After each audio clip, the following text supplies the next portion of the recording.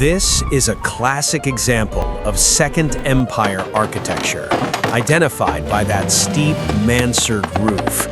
When these structures are abandoned, water damage usually destroys the internal framing within 5 years.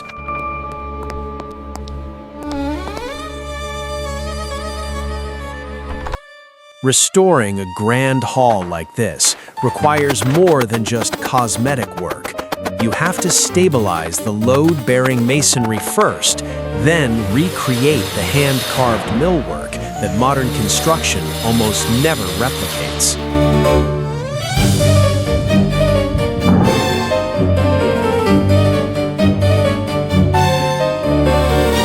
But the real find was this canvas, Rembrandt's The Night Watch. Notice the dark grime? For centuries, critics thought it was a night scene, but that was actually just layers of oxidized varnish. Restorers use solvents to dissolve that yellowed resin. When it's removed, we see Rembrandt actually painted the scene in broad daylight, highlighting the malicious motion.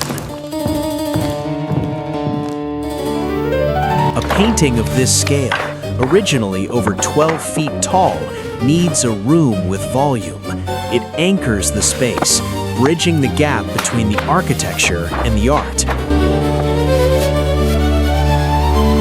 By restoring the original light to both the building and the painting, we don't just fix a property, we open a window back to the 17th century.